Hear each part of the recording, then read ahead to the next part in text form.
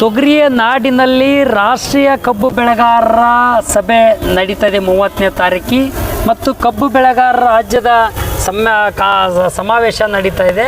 ಅದು ಯಾತ್ರಿಕ್ ಹೋಟೆಲ್ ನಿವಾಸ್ನಲ್ಲಿ.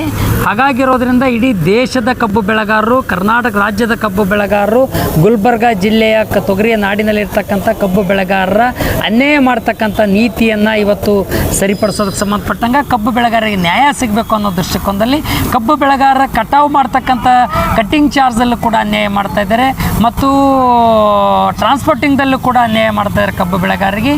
ಮತ್ತು ಅದಲ್ಲದೆ ಕಬ್ಬಿನ ಕಾಟ ಮಾಡೋದ್ರಲ್ಲಿ ರೈತರಿಗೆ ಅನ್ಯಾಯ ಮಾಡ್ತಾ ಇದ್ದಾರೆ. ಕಬ್ಬಿನ ಸಕ್ಕರೆ ಇಳುವರಿ ತೆಗೆಯೋದ್ರಲ್ಲಿ ಕೂಡ ಅನ್ಯಾಯ ಮಾಡ್ತಕ್ಕಂಥ ಪರಿಸ್ಥಿತಿಯನ್ನು ನಿರ್ಮಾಣ ಆಗಿದೆ. ಹಾಗಾಗಿರೋದ್ರಿಂದ FRP ಪ್ರಕಾರ ಯಾವುದೇ ಕಾರಣಕ್ಕೂ ಕಬ್ಬಿನ ಬಾಕಿ ಕೊಡ್ತಾ ಇಲ್ಲ, FRP ಪ್ರಕಾರ ರೇಟ್ ಕೊಡ್ತಾ ಇಲ್ಲ.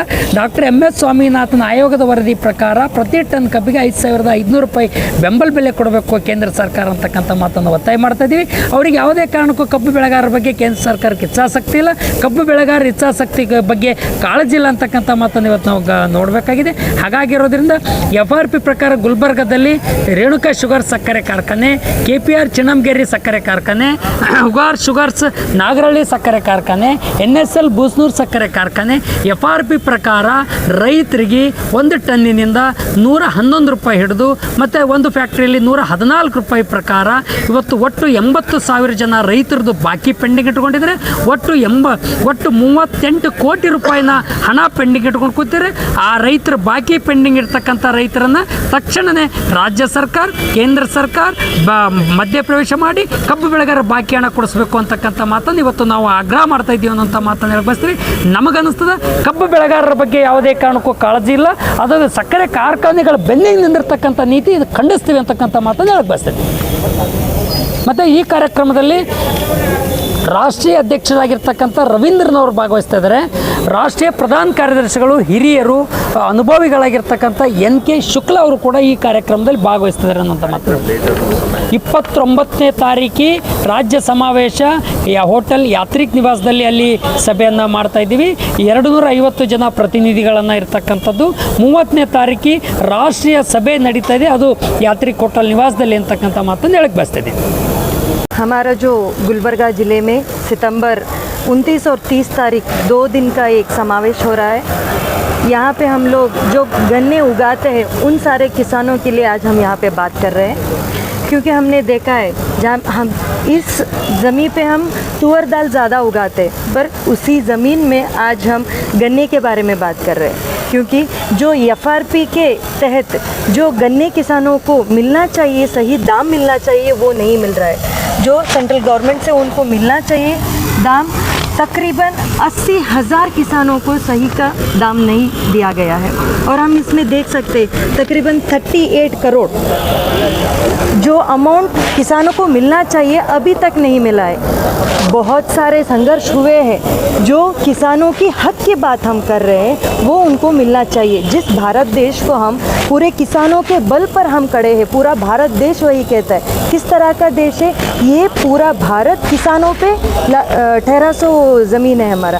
तो जो किसान आज अपने पेट पालने के लिए दिन रात मजदूरी करके, दिन रात मेहनत करके गन्ने उगा रहा है, जिसको सही से दाम नहीं दिया जा रहा है, उसके खिलाफ हम बोल रहे हैं. तो उसी हिसाब से 29 और 30 सितंबर को 2 दिन यहाँ पे एक स्टेट लेवल समावेश होगा, जहाँ पे पूरे कर्नाटका से सारे गन्ने उगाने वाले जो किसान हैं यहाँ पे आएंगे. उनके साथ हम लोग बात करेंगे और आगे हमारा संघर्ष जिस तरह से लेके जाना है वो वहाँ पे तय होगा. और उसी के साथ 30 तारीख को यहाँ पे एक नेशनल लेवल का एक मीटिंग भी होगा, जहाँ पे सेंटर से लेके सारे जो किसान हैं वो यहाँ पे आएंगे 30 तारीख को. वो भी नेशनल लेवल पे हम किस तरह से अपना संघर्ष आगे लेना चाहिए उसके बारे में ये 2 दिन में हमारा तय होगा. गुलबर्गा शहर में पहली बार एक हिस्टोरिक जो ऐतिहासिक गन्ने किसानों का एक ऑल इंडिया का मीटिंग होने जा रही है 30 तारीख को, यही महीने के. और उससे पहले एक दिन 29 तारीख को राज्य समावेश होगा ये गन्ने किसानों का, जहाँ पर पहली बार हो रहा है. ये गुलबर्गा में एक ऐतिहासिक ये मौका है. यहाँ पर जो गन्ने राज्य में और ऑल इंडिया में जो गन्ने किसानों के ऊपर जो जुल्म हो रहा है उसके बारे में पूरा चर्चा होगा। आप जानते हैं ये गन्ने का जो फैक्ट्री के मालिका है, इसको सरकार का कोई उसके ऊपर ये नहीं है, कंट्रोल नहीं है, बल्कि ये गन्ने के फैक्ट्री का जो मालिक है वो सरकार के ऊपर उनका कंट्रोल है। उन्होंने जैसे बोलते हैं वैसे सरकार चलती है। इसलिए ये जो माहौल चेंज होना चाहिए, उल्टा होना चाहिए। अभी जो माहौल है उल्टा है, उसको सीधा होना चाहिए।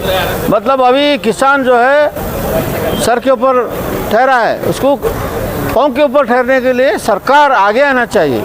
उनके जो क्लचेस से, जो मालिकों के क्लचेस से बाहर आकर के स्वामीनाथन आयोग के जो मुताबिक जो 5,500 देना है ये लोग देना चाहिए। लेकिन वो बहुत दूर की बात है। लेकिन जो अभी जो FRP है उसमें भी ठीक से पैसा नहीं दे रहे हैं, उसमें भी पैसा रख ले रहे हैं। बहुत से जुल्म हो रहा है किसानों के ऊपर।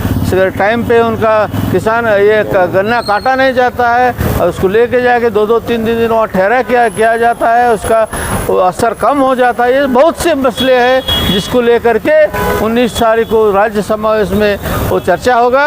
उसके बाद में टोटल इंडिया का गवर्नमेंट का जो गन्ने के बारे में, गन्ने किसानों के बारे में जो उनका नीति है उसको बदलने के लिए ऑल इंडिया मीटिंग जो होता है 30 तारीख को, जो बड़े बड़े नेता लोग यहाँ से पधार रहे हैं, जैसे ऑल इंडिया का गन्ने किसानों का अध्यक्ष रविंद्रन जी आएंगे और बहुत बड़ा नेता उत्तर हिंदुस्तान का गन्ना किसानों का नेता शुक्ला जी आएंगे और कई बड़े बड़े नेता यहाँ पर रहेंगे 2 दिन।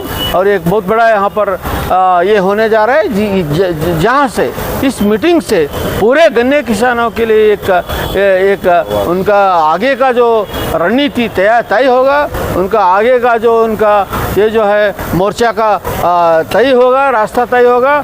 और इसके चलते ही आज एक आशा का किरण बन जाए ये जो मीटिंग है बोल के हम आशा करते हैं। हम जो है अल्ताफ साहब है, हम हैं, स्वागत समिति बनाए हैं और ठीक तरह से हम लोग उनके लिए बहुत बड़ा अरेंजमेंट किए हैं, रहने का और खाने का सब इंतज़ाम वहाँ पर होटल वो यात्री निवास में किए हैं। और ये सभी जो है हम लोग चंदा उठा रहे हैं किसानों से, 10 रुपये 20 रुपये 100 रुपये उठा के ये चला रहे हैं हम लोग। इसलिए ये बहुत बड़ा एक ये होना चाहिए गुलबर्गा, एक नामी पूरे देश में ये लोग अच्छा किए बोल के एक नाम होना चाहिए। ऐसे हम लोग दिन भर रात भर काम कर रहे हैं। मैं MB सज्जन, स्वागत समिति का उपाध्यक्ष, अल्ताफ इनामदार, स्वागत समिति उपाध्यक्ष।